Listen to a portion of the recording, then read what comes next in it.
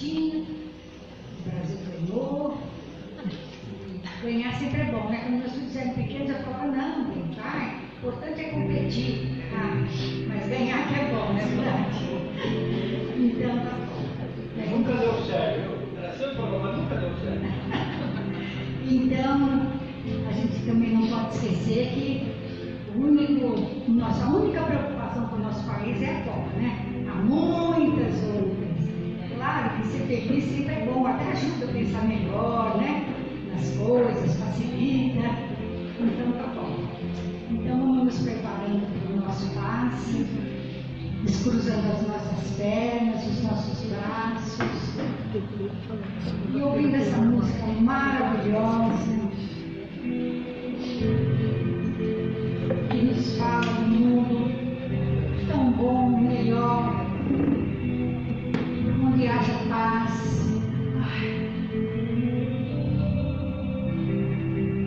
Essa música se tornou imortal.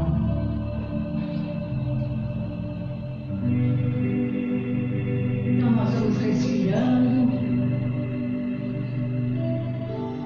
com muita consciência, mergulhando nesse som maravilhoso. Isso nos conduz mais facilmente à possibilidade de estarmos em contato com a espiritualidade, que muito cedo já prepara esta casa, prepara cada assento, tudo que vai acontecer agora, essa noite, já foi providenciado.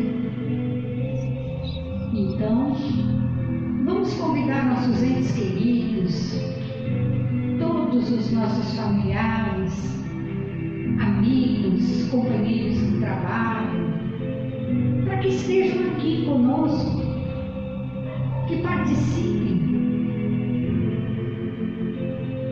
desse momento tão especial. E agora, como sempre acontece, Jesus entra por esse salão, iluminado, lindo, sorrindo para nós. Ele abraça cada um e fica muito feliz em nos ver, procurando melhorar, procurando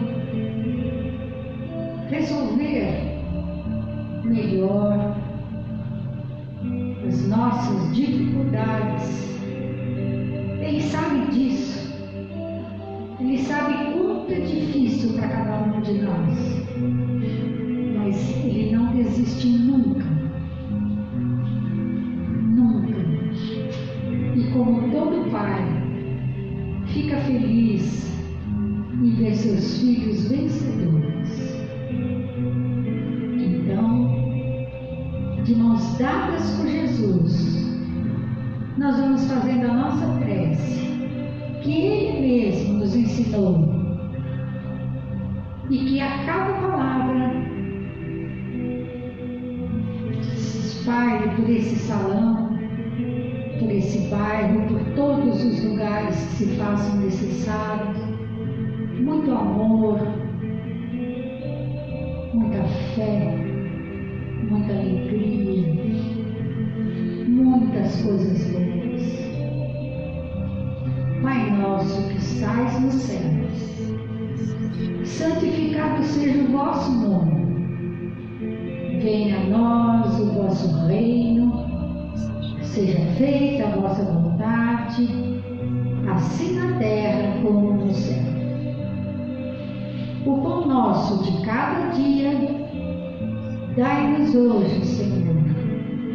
Perdoa-nos, Pai, as nossas dívidas, assim como nós perdoamos os nossos devedores. Não nos deixeis cair em tentação e livra-nos de todo mal. Que assim seja. Graças a Deus, graças a Jesus. Que vocês todos tenham uma noite maravilhosa, uma semana também muito produtiva, feliz, alegre, com saúde, e que Jesus fique com todos. Graças a Deus, graças a Jesus.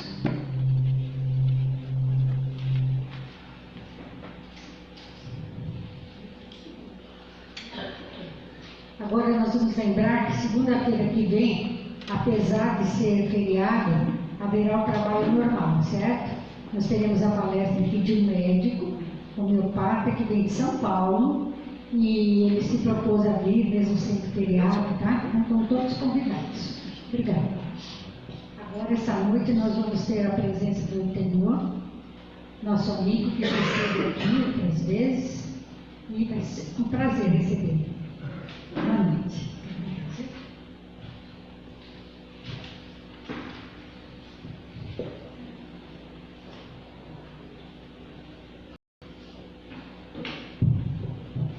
Boa noite. Boa noite. Que a paz de Jesus permaneça com todos nesta noite maravilhosa que nós podemos nos reunir aqui, em nome de Jesus, no Núcleo Espírita Caminho da Luz. Que bênção podermos estar aqui. Pelo menos eu sinto dessa forma, uma gratidão imensa pela possibilidade de vir aqui comentarmos, falarmos sobre a nossa doutrina, que é tão importante nos nossos dias. E por falar desses dias que vivemos atualmente, que dias maravilhosos, que época gloriosa a humanidade vivencia nesse tempo que nós estamos vivendo. Nós já vivemos muitas vidas passadas. Todos nós já estamos bem informados e até convencidos dessa realidade. E nós vivemos atualmente tempos decisivos para a humanidade. Por isso que eles são dias gloriosos, são dias extraordinários. Alguém diria assim, mas Antenor, tem muito sofrimento na Terra hoje. O próprio tema da sua palestra, provas e expiações coletivas, nos remete a sofrimento, a dor, a luta. Mas é assim, nós estamos vivendo hoje, nesse momento da história da humanidade aqui neste planeta, como ocorre no momento de um parto. Quando a criança está por nascer, vêm as dores que precedem esse nascimento. E durante o nascimento, há muita dor, há muito sofrimento. Todas as mães aqui podem atestar isso. E os homens que já presenciaram os partos sabem também o grande sofrimento que a mulher tem. Mas depois vem momentos maravilhosos, momentos de ternura, não momentos de despreocupação, porque ali sim começam grandes desafios, mas vem um momento de grande esperança e grande trabalho. Nós estamos hoje no mundo vivenciando essa etapa, a etapa do parto. Nascerá dentro de algum tempo, que eu não tenho como precisar, não sabemos quando será exatamente, mas nascerá um mundo novo. E tudo isso que nós temos ouvido falar, de dores, de sofrimentos, de lutas, de dificuldades, representam esse momento desse nascimento.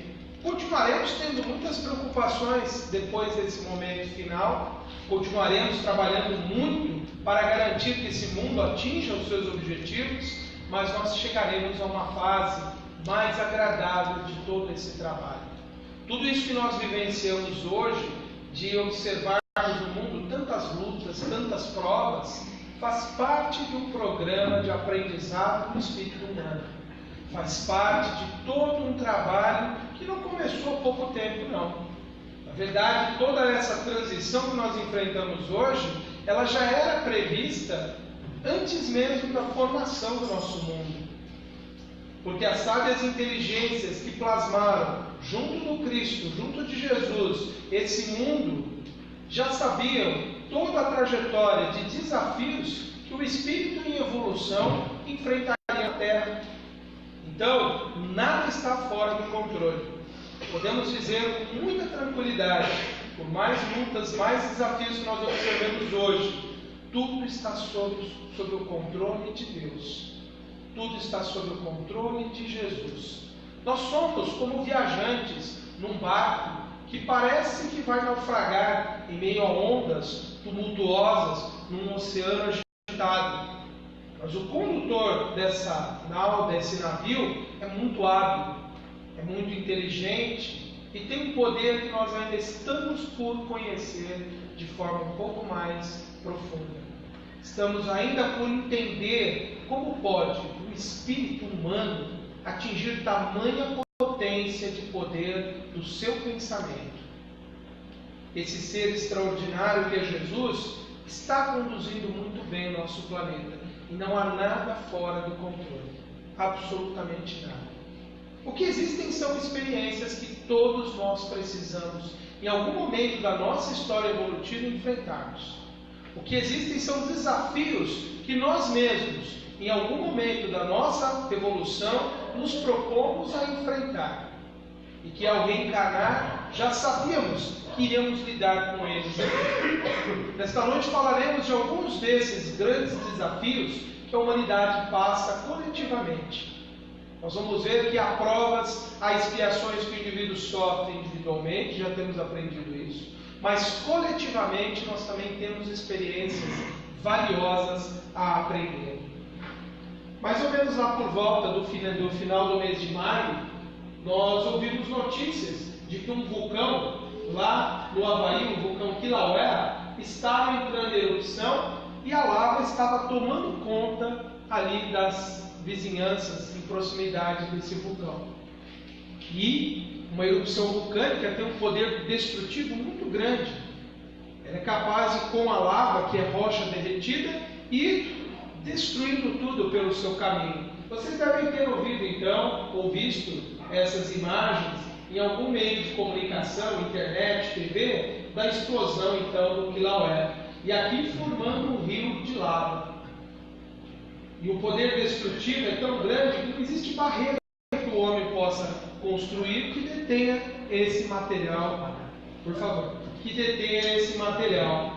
E assim foi acontecendo a destruição lá.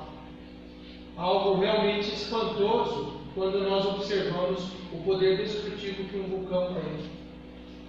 Mas, alguns dias depois, na Guatemala, um outro vulcão, chamado Vulcão de Fogo, entrou em erupção também.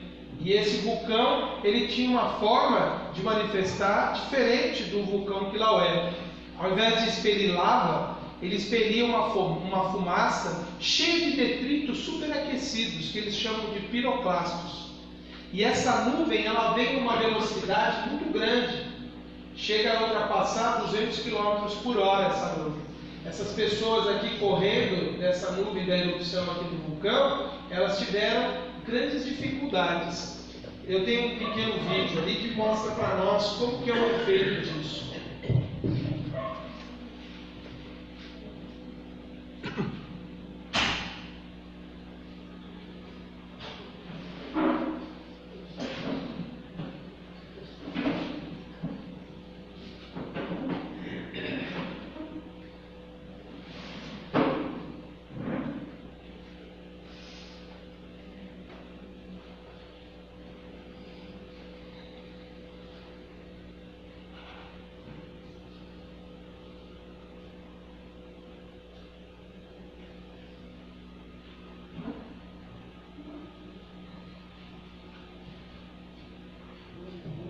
Eu acho que ali não reconheceu a mídia, mas não vai ter problema. Porque o que acontece? Ali aquela nuvem vem em alta velocidade e se ela alcançar as pessoas, será a morte inevitavelmente, porque o material está superaquecido e os gases tóxicos juntos acabam provocando ali a morte repentina das pessoas.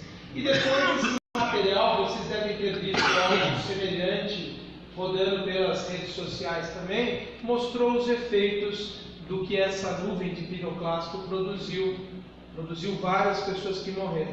E aí a gente percebe que tem uma diferença importante entre o que aconteceu da erupção no Havaí e a erupção que aconteceu na Guatemala, que é onde ocorreu essa daqui.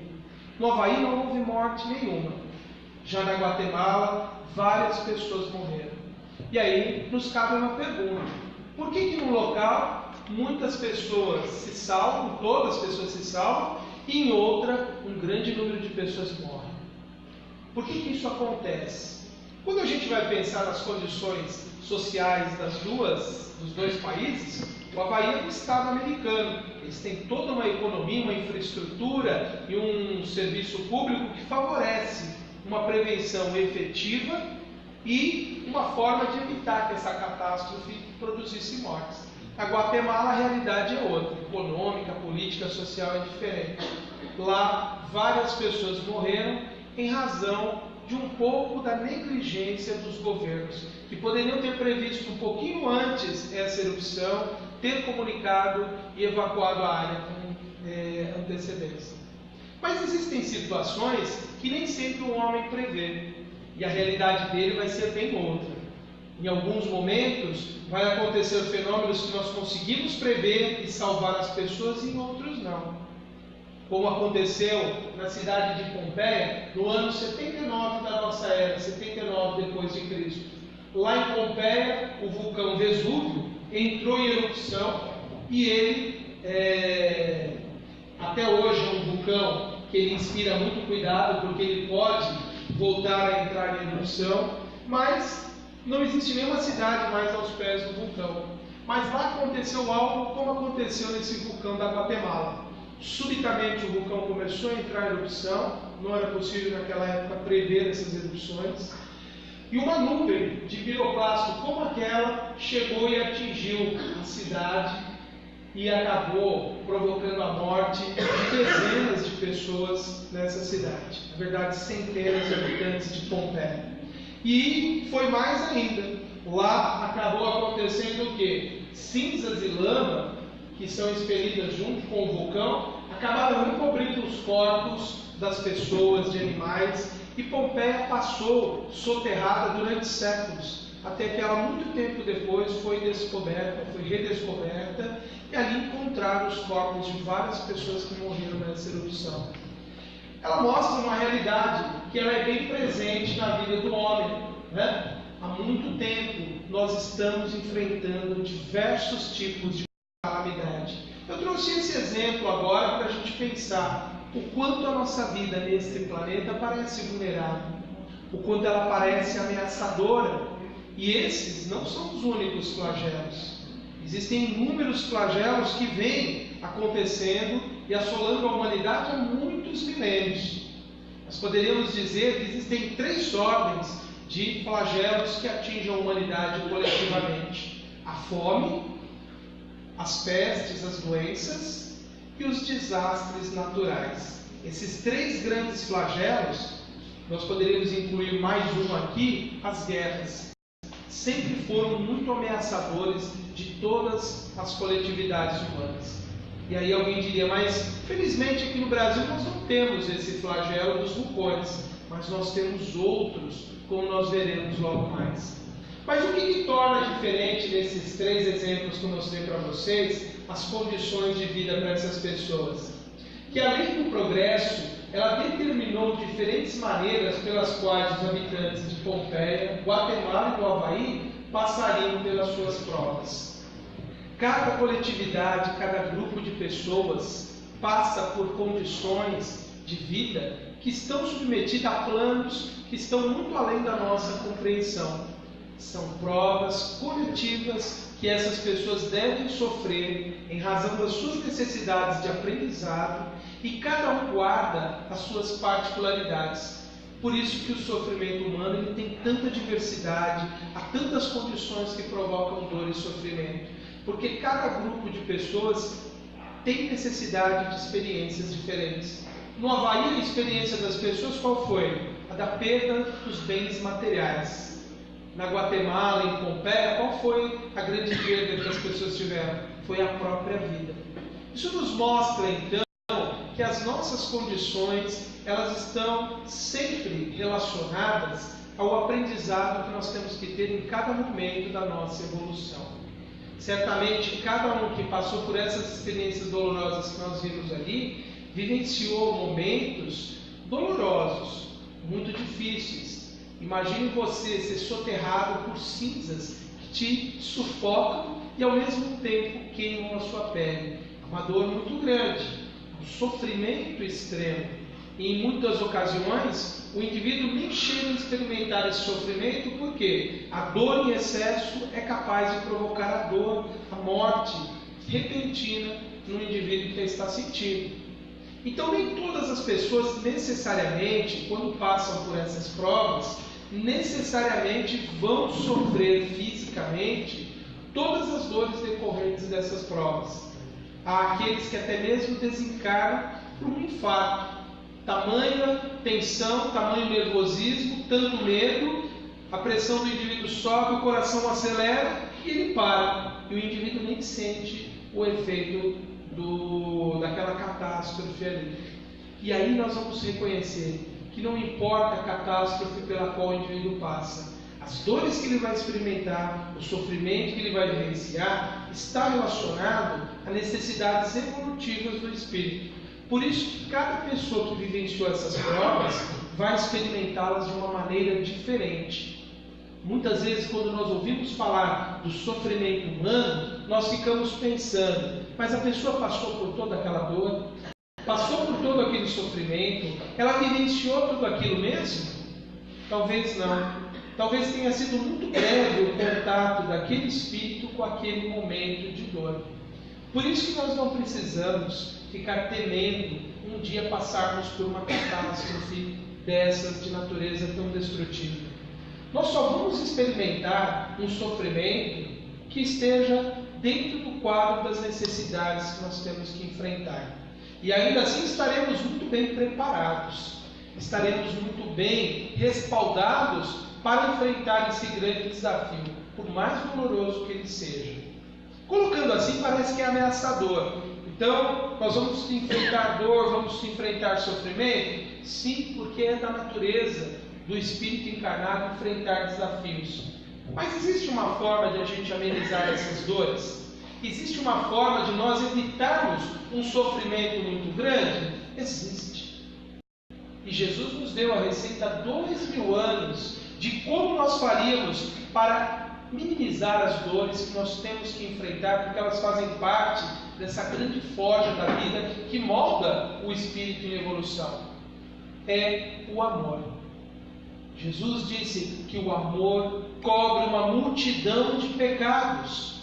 O amor cobre uma multidão de erros. Portanto, quanto mais nós amarmos, mais nós nos dedicarmos ao próximo, mais nós nos melhorarmos, nós estaremos minimizando as provas, as expiações, as lutas que nós temos pela frente? Sim. Isso acontece de verdade. Há muitos que estão hoje enfrentando provas que até acreditam que são muito difíceis. Porém, essas provas, elas poderiam ter sido muito maiores se não tivesse sido o bem que essas pessoas já fizeram. E alguém que passou por uma prova muito difícil vai dizer assim: então, Tenor, eu não fiz nada ainda para merecer esse alívio das minhas penas? Fez sim.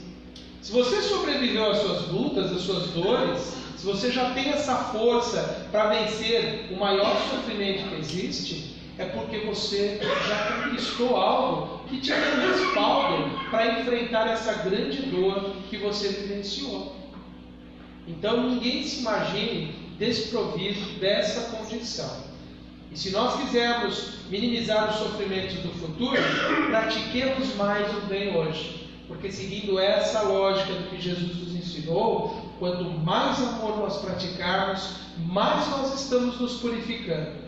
Quanto melhor eu estender o bem ao próximo, e quanto mais extensiva for a minha ação no bem, melhor estarei vivenciando experiências desafiadoras no futuro. Porque eu estarei revestido de uma força, de um amparo, de uma assistência que eu não teria se não fizesse por merecer.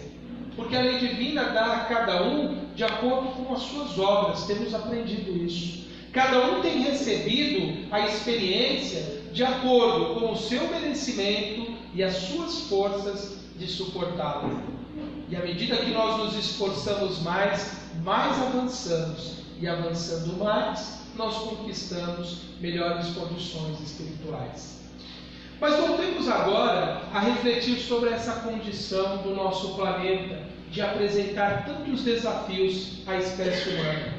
Desde que nós surgimos aqui por volta de uns 150, 200 mil anos atrás, nós temos enfrentado esses flagelos do planeta. E alguém até perguntaria, isso tudo era necessário? Nós podemos dizer brevemente que toda essa estrutura geológica que nós temos no planeta, que produz esse fenômeno, ela tem relação direta com a própria evolução da vida no planeta. Se o nosso planeta tivesse sido diferente do que ele é hoje, a vida não teria seguido o curso da evolução como ela seguiu. Provavelmente teríamos outras características neste mundo, aqui talvez não tivesse servido para o surgimento da humanidade.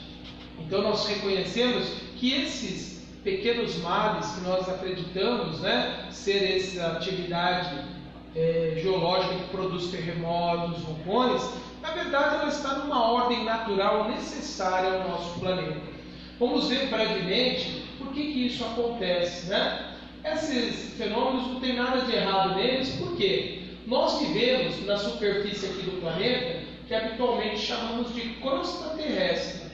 É uma camadinha muito fina que compreende alguns quilômetros de material solidificado. E abaixo dessa crosta terrestre nós vamos encontrar um material em altíssima temperatura e mais ao centro, devido à pressão, esse material está solidificado.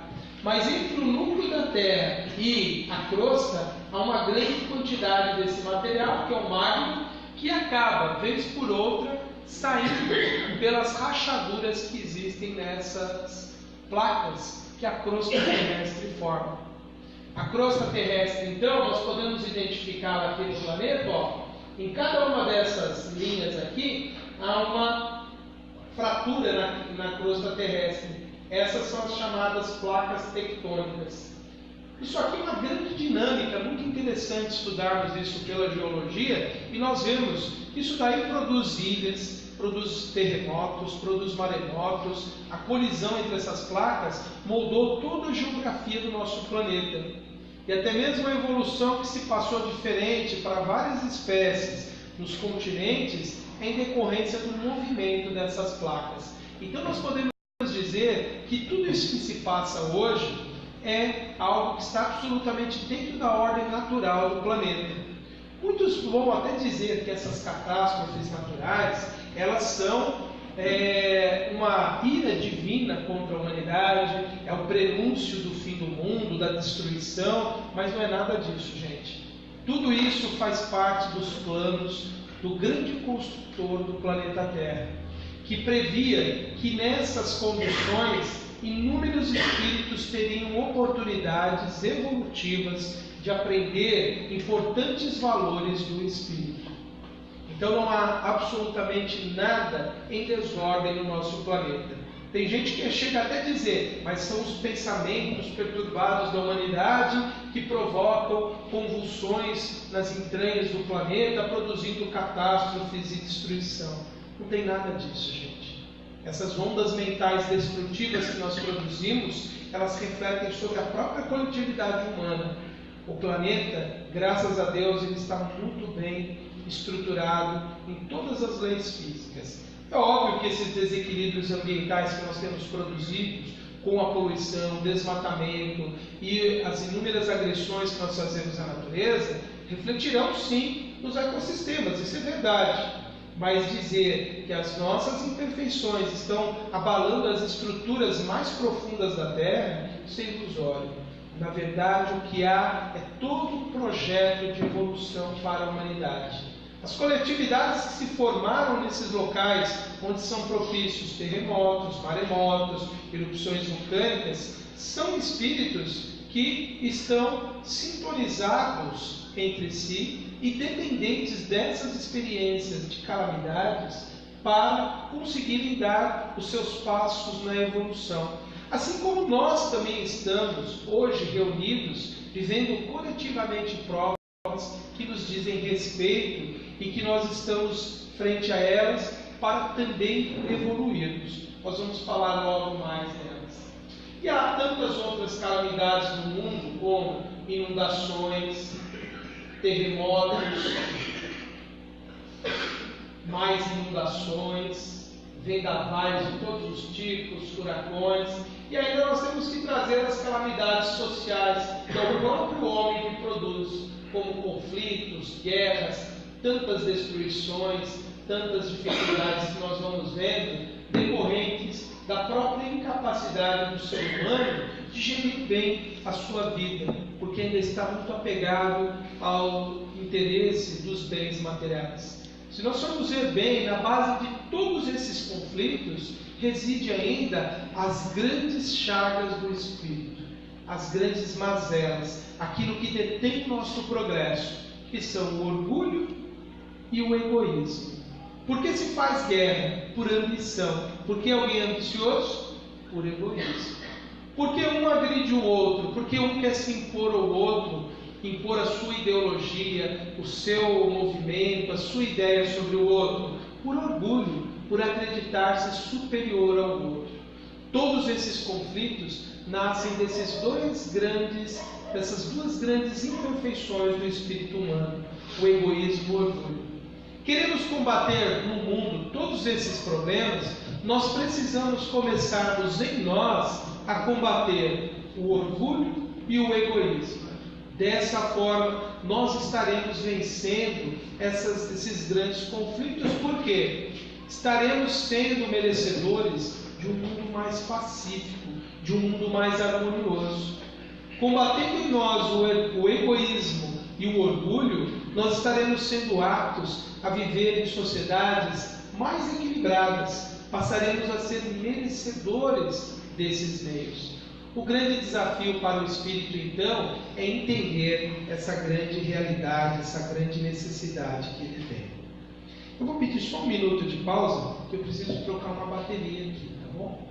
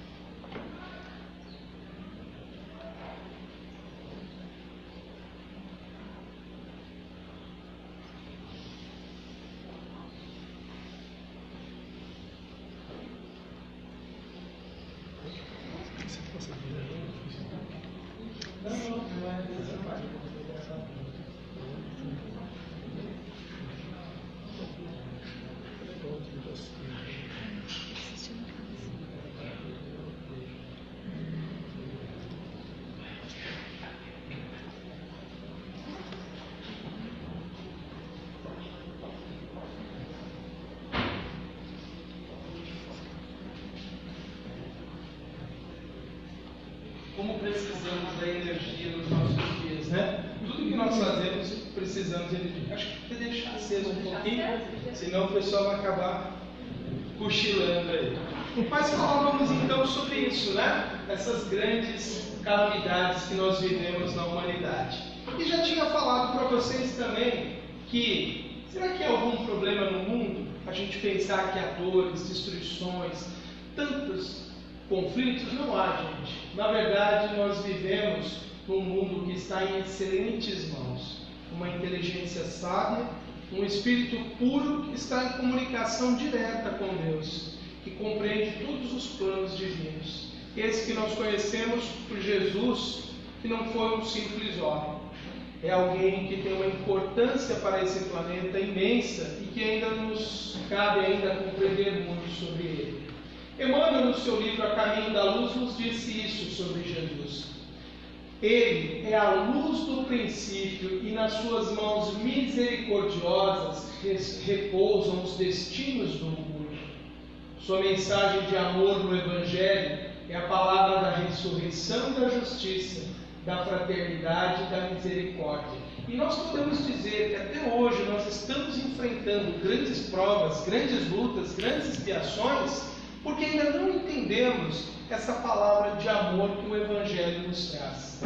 Se mais pessoas no mundo tivessem aderido à mensagem de fraternidade do cristianismo, a mensagem de amor, o mundo nós já teríamos passado dessa fase.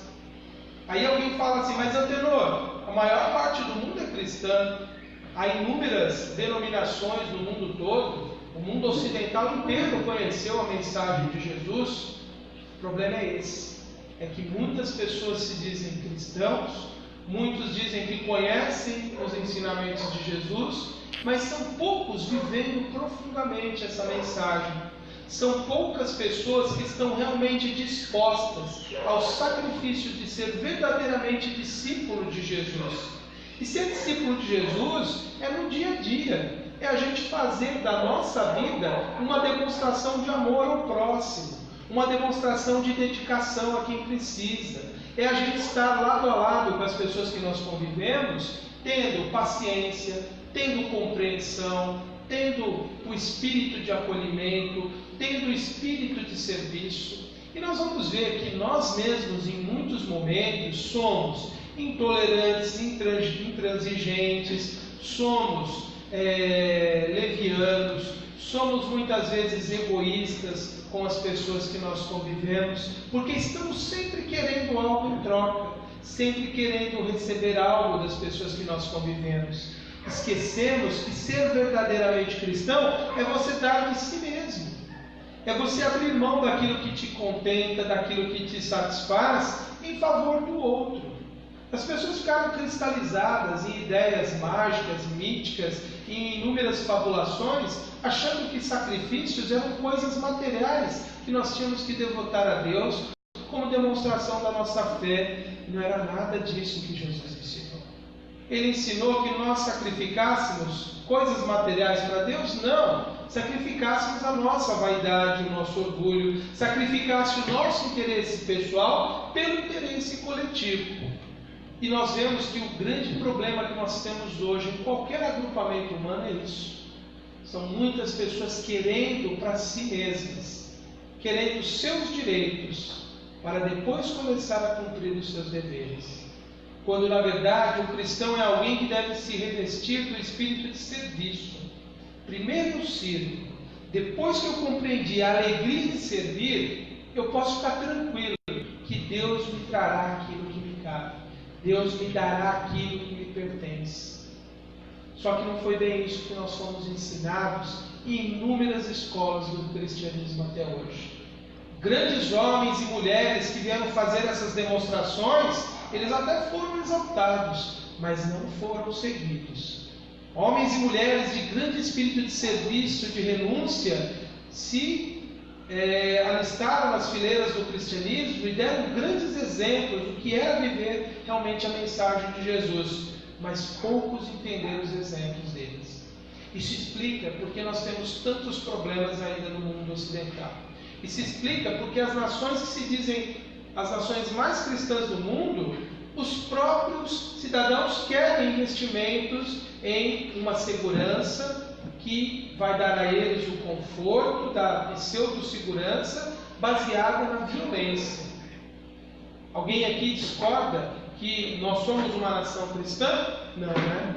Mas a maioria das pessoas querem o quê? Na hora de pensarmos em combatermos a violência, a marginalidade, a maioria das pessoas estão querendo armas, punições, agressões, morte e violência. Estão querendo que nós retrocedamos ao princípio da civilização, lá na Babilônia, tão remota, onde existia o Código de Hammurabi, que dizia que tudo era olho por olho, dente por dente. Se alguém matou um filho seu, a lei te dá o direito de ir lá e matar o filho dele. Se alguém roubou o seu boi, você pode ir lá e roubar o boi dele. Se alguém te machucou no rosto, você pode ir lá e machucar o rosto dele.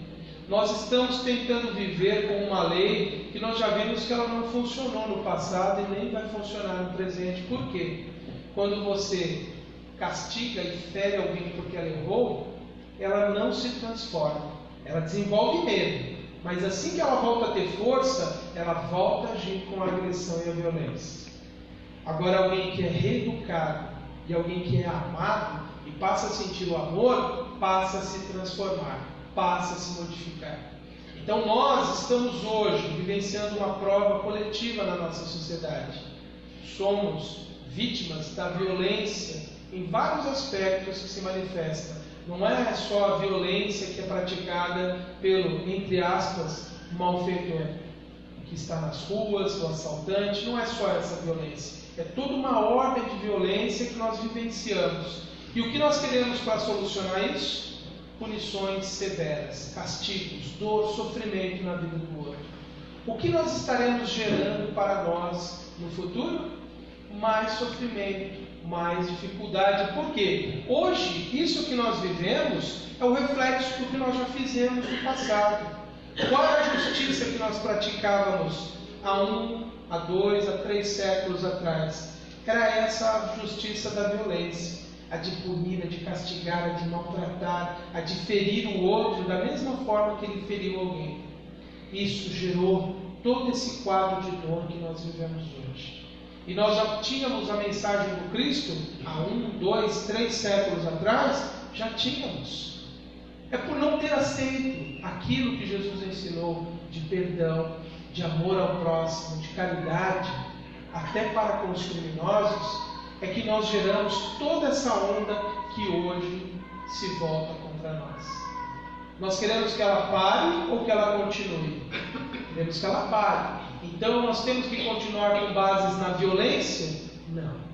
Temos que ir com base no amor.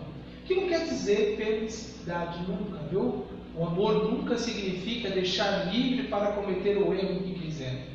O amor também prende. Mas prende para quê? Para educar. O amor tira a liberdade. Para quê? Para fazer o indivíduo repensar. Para dar a ele novas ideias. Para fazer ele se reeducar interiormente. O amor também é severo em alguns momentos. Mas ele é severo como aquela mão que segura um passarinho sem matá-lo. Que apenas o aprisiona pelo tempo necessário para um fim. E nós, que queremos tanto uma sociedade de paz, nós temos que pensar que está em nossas mãos, como cidadãos, como eleitores, como participantes das opiniões que nós emitimos por vários meios, está em nossas mãos hoje decidir o destino dessa coletividade que chamamos povo brasileiro. Nós queremos violência ou queremos paz para o futuro? Então nós precisamos começar a trabalhar na base da paz, que ela envolve amor, educação, oportunidade, envolve dignidade para aquele que está sendo corrigido, para aquele que está sendo reorientado. Se nós aderirmos aos projetos que vão começar e já começaram a divulgar para nós, de violência, de punição, de agressão, nós estaremos perpetuando essa onda de violência que hoje nos ataca. Por isso nós, como cristãos, como espíritas, nós sabemos que o espírito não morre, não podemos admitir nunca essas ideias falaciosas, perigosas, que trazem como solução a morte daqueles que erram. Essa será a nossa destinação se nós permitirmos que isso se espalhe na sociedade. Cada pessoa que compreende os ensinamentos de Jesus deve trabalhar pela sua pacificação e trabalhar pela pacificação da sociedade. Que, mais uma vez eu digo, não significa conveniência ou conivência com aquilo que está errado, mas que busquemos os caminhos da paz.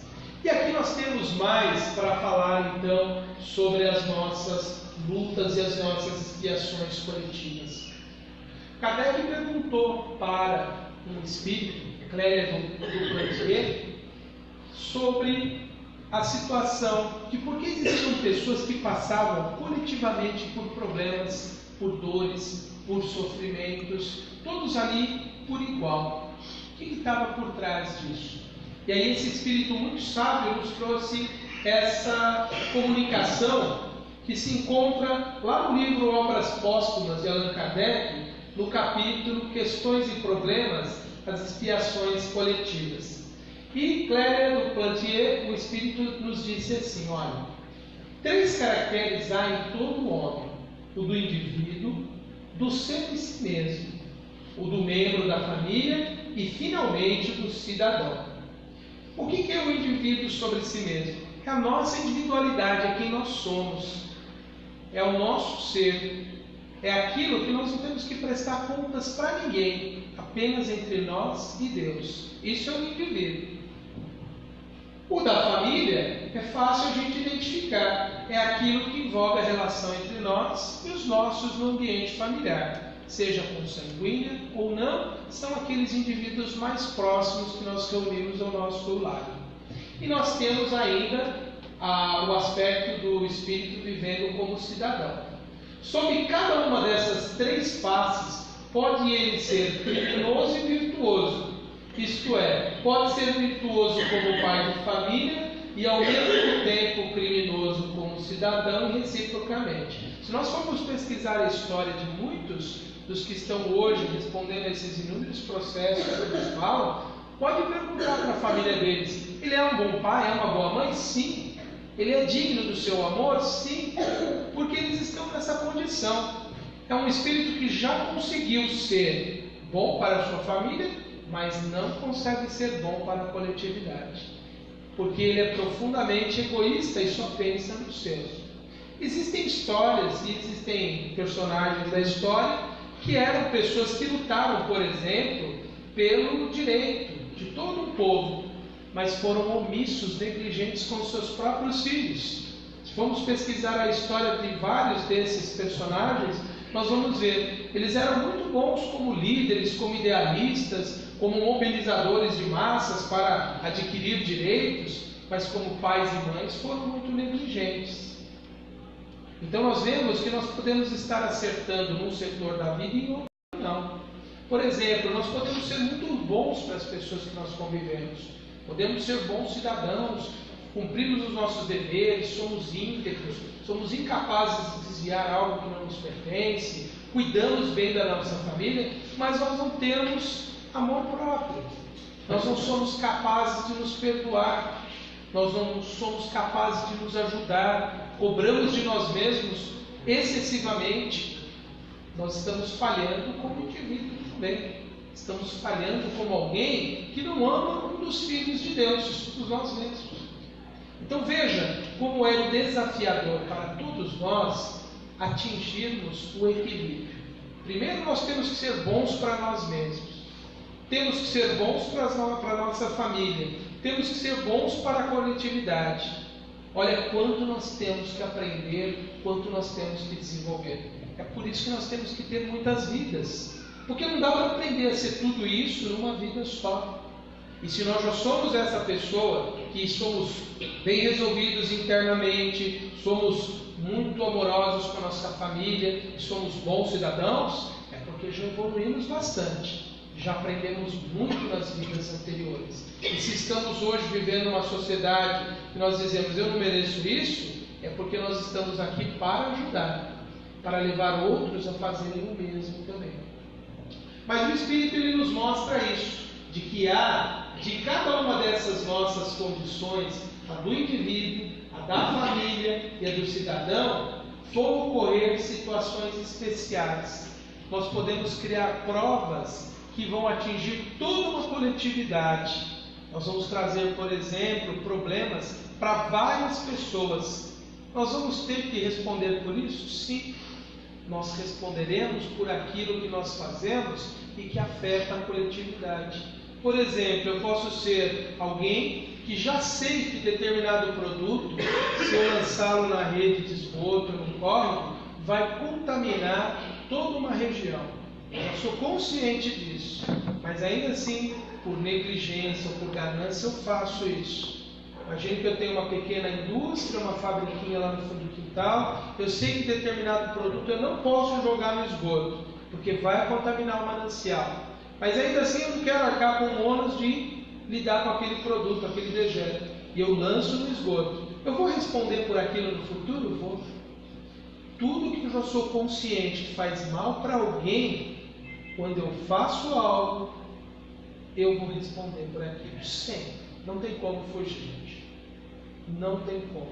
Se eu já sou consciente de que uma ação causa o mal para alguém ou para um ser da natureza, se eu a pratico, eu passo a ser responsável por ela. E eu vou ter que no futuro reparar aquilo, sim. Eu vou ter que no futuro cuidar daquilo que eu criei problema para outros seres, para outras pessoas, sim. Agora imagine se nós, coletivamente, sendo conscientes do que já somos, começarmos a dar força àquilo que vai prejudicar coletividades. Nós vamos responder por isso? Sim. Uma população que vive sobre o governo de um tirano é porque já apoiou tiranos em outras vidas. Uma população que vive submetida a maus líderes foi um grupo de espíritos que vem dando força a esses mesmos maus líderes em outras vidas. Toda essa corda que nós muitas vezes ficamos falando do nosso cenário político aqui no Brasil, todos eles, de alguma forma, nós temos uma ligação com esses seres. Até essa raiva que a gente sente, deseja o mal deles, representa uma ligação que nós estamos aprofundando com eles. Por isso, se nós quisermos realmente mudar o curso desse país, nós temos que parar de amaldiçoá-los, parar de desejar o mal para eles. Nós temos que orar e pedir a Deus que ilumine a mente dessas pessoas, que façam eles repensarem as suas atitudes, e ao invés de desejar o mal, desejar o que acertem. E assim nós estaremos mudando a nós e estaremos vibrando de forma a ajudar a mudar aquilo que eles estão hoje pensando. Há muitas pessoas rodeando e desejando doenças, destruição, calamidades na vida desses nossos irmãos infelizes. Que tipo de experiência nós podemos esperar no futuro, sabendo que tudo que nós desejamos intensamente tem o poder de acontecer? Que tipo de experiência nós estamos nos candidatando? A receber algo negativo contra nós. Por isso que a vibração do país precisa mudar urgentemente. Por isso que o nosso sentimento tem que mudar. Não quer dizer que a gente vai dizer que eles são bonzinhos, que eles são nossos amigos, que eles são inocentes. Não é isso. Mas é parar de emitir ódio, rancor, raiva dessas pessoas. E emitir pensamentos renovadores. Pensamentos pedindo a Jesus que mude o que eles estão fazendo. Mude a mente deles. Mude o coração deles. É essa a vibração que nós temos que ter. Porque senão nós estaremos atrelados a eles ainda por muito tempo. Muito tempo mesmo. Porque tudo que eu faço me liga a alguém ou a alguma situação. Tudo que eu penso, tudo que eu falo também cria esse vínculo. Queremos nos libertar, vamos desejar o bem então para todos eles. E Clément do Plantier também nos disse assim, olha, não se pode duvidar que haja famílias, cidades, nações, raças culpadas porque, dominadas por instintos de orgulho, de egoísmo, de ambição, de cupidez, enveredam por mau caminho e fazem coletivamente o que o indivíduo faz insuladamente. Uma família se enriquece à custa da outra. Um povo subjuga outro povo, levando-lhe à desolação e à ruína. Uma raça se esforça por aniquilar outra raça. Esta razão porque há famílias, povos e raças sobre as quais desce a pena de talião. E hoje, lamentavelmente, nós vemos em determinados lugares crescendo mais e mais políticas, decisões de governos que a população fortalece, que apoia políticas que vão basear a ação desses governos em preconceito de determinados grupos, apoiando medidas que usam da violência. Eu não quero citar o nome de nenhum povo para a nossa mente não se voltar contra eles. A gente fica pensando que eles estão todos errados. Mas observe, cada população tem um governo que atende às expectativas da maioria das pessoas ali. não de todos. Então, quando a gente vê um governante tomando decisões que são contrárias a um povo, a uma parte da sociedade, é porque ele tem um respaldo das pessoas que estão vivendo ali. Seja porque elas são negligentes, seja porque elas têm medo de se rebelarem contra um tirano. De alguma forma, ninguém se mantém no poder sozinho. Aquelas pessoas que estão hoje direcionando, seja o Brasil ou qualquer outro país, elas têm o apoio dos seus cidadãos, dos seus eleitores, de quem está vivendo ali. Então, de alguma forma, essas pessoas respondem também pela ação deles. Se eu apoio o tirano, eu também estarei sendo responsável pela tirania dele. Por isso que nós precisamos repensar escolhas e decisões que nós vamos tomar nos próximos meses. E ela ainda conclui o seu pensamento assim, olha.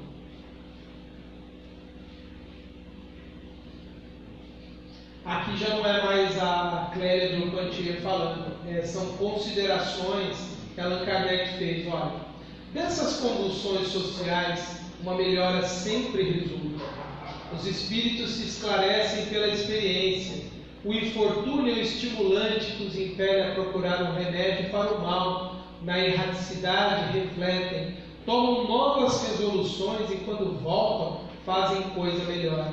É assim que, de geração em geração, o progresso se efetua. Tudo isso que nós estamos vivendo hoje aqui no Brasil e em tantos lugares do mundo, é experiência que vai nos fazer repensar as nossas escolhas. Muitos só vão acordar para as suas escolhas quando estiverem no mundo espiritual, na erraticidade, fora do corpo. Aí lá eles vão pensar em escolhas infelizes que tiveram, em ações indevidas que praticaram, e aí eles se arrependem e voltam e reencarnam, e nós passamos a ter uma fase diferente. É o que nós estamos vivendo hoje. Quantos direitos hoje estão sendo reivindicados de várias coletividades, de várias minorias, de várias ideologias, de várias orientações de comportamento, coisas que eram impensáveis há 100 anos atrás. E hoje começa a haver mais liberdade para que as pessoas sejam como elas desejam ser. Isso é uma conquista. Isso é a tradução, é o exemplo disso que o Espírito coloca aqui. Nós, do século retrasado, do século XIX até hoje, a humanidade evoluiu muito. Muito em questão de direito, de aceitação, de entendimento de igualdade, de toda a diversidade humana. Igualdade perante a lei, igualdade de direitos, igualdade de deveres, de respeito que todos devem ter. Nós estamos evoluindo e podemos acelerar mais esse processo, mudando essas convicções atrasadas que nós carregamos, mudando tantos preconceitos que ainda nós carregamos. Se algo nos atinge, nos agride muito, vamos procurar entender por quê. Vamos procurar refletir profundamente por que me incomoda tanto a atitude do outro, a ponto de eu não querer que ele tenha o direito de ser como é. Por que aquilo me incomoda? Vamos nos esclarecer. É assim que a gente vence esses preconceitos que nós carregamos, é assim que nós vencemos essas imperfeições, que é essa mania que nós temos de querer moldar as pessoas de acordo com o nosso comportamento. Vamos repensar tudo isso, porque nós já podemos estar fazendo isso agora, para quando nós desencarnarmos, estarmos mais aptos ainda a esse novo mundo que vem se instalando, que vem se transformando, e que talvez nós só vamos ver os efeitos dele numa próxima reencarnação. Mas ainda estamos nesse grande processo de transformação. Então nós veremos sim um progresso significativo no futuro, e todas essas provas que nós estamos enfrentando hoje, nós veremos que elas terão sido superadas pela humanidade. Talvez aqueles que consigam viver mais 50 anos pela frente verão uma terra, uma humanidade renovada. Mas para isso se consolidar de fato, nós temos que atentar para essa recomendação que os Espíritos nos deram numa das questões lá do Livro dos Espíritos. Lá Kardec perguntou assim para eles: O reinado do bem poderá implantar-se algum dia na terra? Nós já sabemos que sim. O reinado do bem se implantará no planeta. Mas quando isso vai acontecer? Olha o que eles disseram. O bem reinará na terra quando, entre os espíritos que a vêm habitar, os bons predominarem, porque então farão que aí reinem o amor e a justiça, fonte do bem e da felicidade. Entendem isso? Enquanto nós não tivermos amor e justiça em nossas ações, não haverá bem e felicidade para a humanidade. Amor é caridade, é ação, é ajudar aquele que precisa. E justiça é respeito incondicional ao direito do outro. Então, nós temos que pôr isso em prática hoje para que a gente faça com que o bem aconteça mais cedo para a humanidade. Amor e justiça em nossas ações. Se algo que eu fizer é contrário ao amor, não farei. Se uma ação minha é contrária à justiça, não praticarei essa ação. Assim eu estarei acelerando o processo de evolução do mundo, porque eu mesmo estou evoluindo. Porque eu mesmo estou me esforçando para incorporar o amor e a justiça às minhas práticas. E pelo progresso moral e pela prática das leis de Deus, que o homem atrairá para a terra os bons espíritos e dela afastará os maus. Esses, porém, só a deixarão quando o homem tiver banido daí o orgulho e o egoísmo. É a grande solução que nós temos para os problemas da humanidade. Enquanto não banirmos o orgulho e o egoísmo das nossas ações, sejam elas as menores que sejam, as atitudes mais insignificantes da vida, se o que me conduz é egoísmo e orgulho, eu estou entravando a marcha do progresso da humanidade. Por isso que nós temos que estar muito conscientes de tudo que nós fizermos, porque aí sim nós estaremos contribuindo para que esse mundo passe dessa grande fase de provas, de expiações, ou seja, deixemos de ser mundo de provas e expiações para nos tornarmos mundo de regeneração.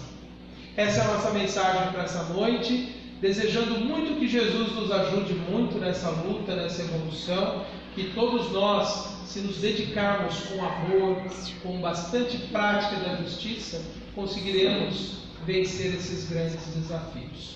Muito obrigado a todos, fiquem com Deus.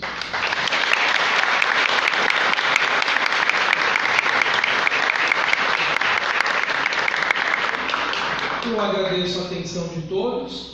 Na página antenormorais.com.br, também pela página ali no Facebook, é possível depois ouvir o áudio desta palestra e de outras também, sobre vários temas. E eu trouxe aqui para vocês hoje conhecerem o livro O Poder das Palavras.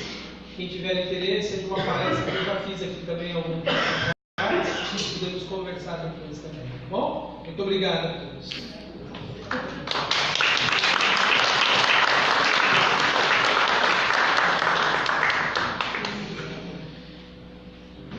Nós aqui temos que agradecer por tanto conhecimento, tanto aprendizado, né?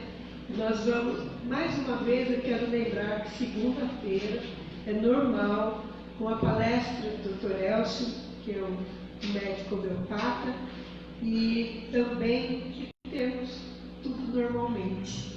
Bom, vamos nos preparando para o passe.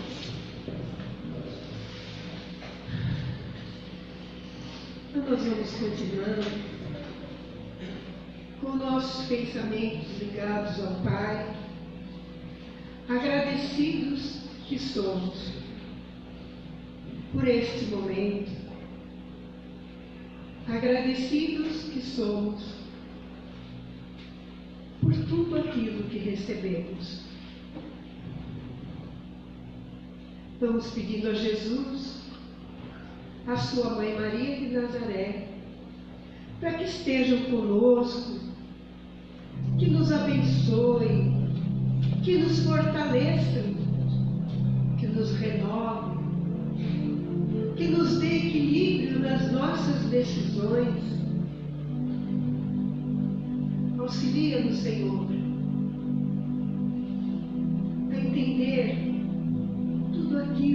não podemos modificar. Faz, Senhor, que eu seja a luz por onde eu passar.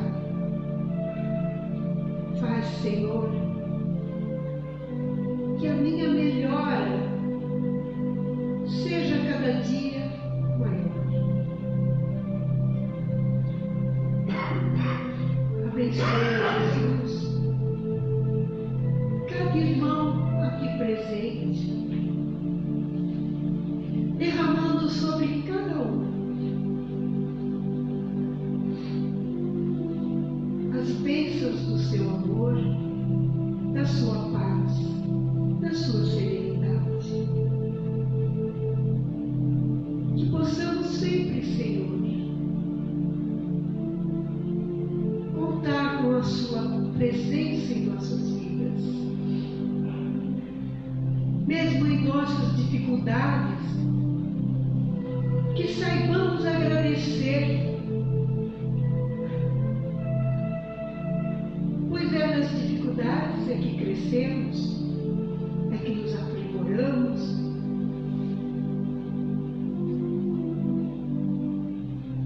Que cada um de nós possa ter a consciência e a responsabilidade das suas atitudes,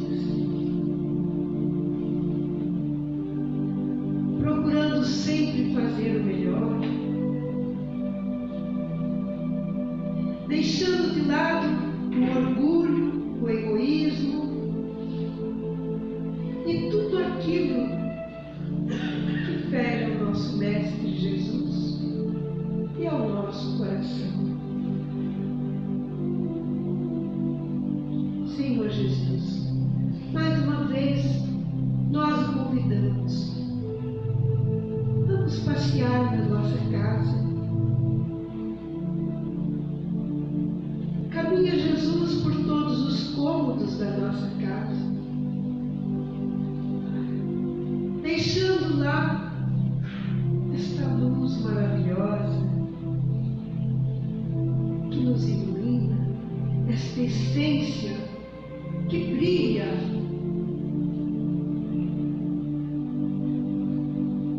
para que haja muito amor entre os nossos familiares, harmonia, compreensão, saúde.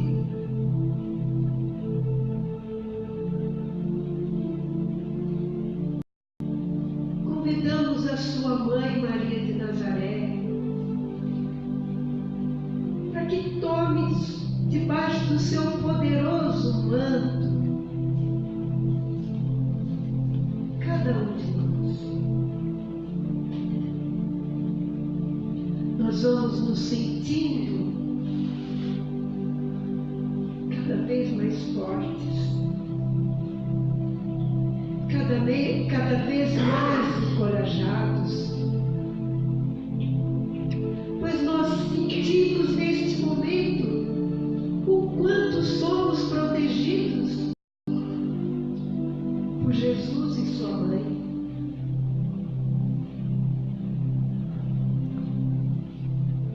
Nós te agradecemos, Jesus,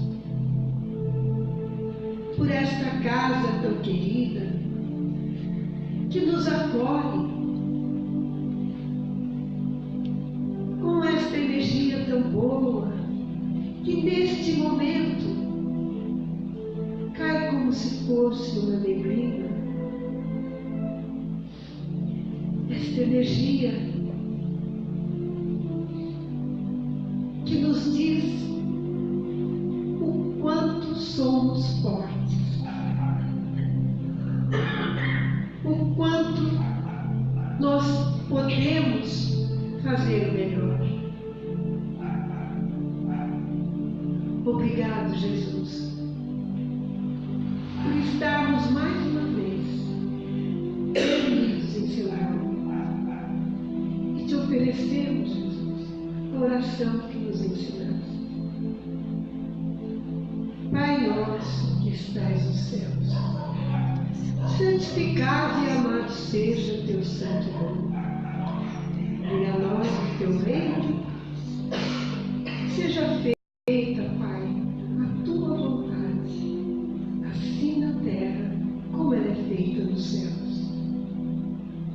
pão nosso de cada dia, dá-nos agora e sempre, Senhor. Perdoa, Pai, nossas dívidas, à medida que perdoarmos nossos devedores. E não nos deixeis cairmos em tentações, mas antes livre-nos, Senhor, de todo mal, pois que só teu é o reino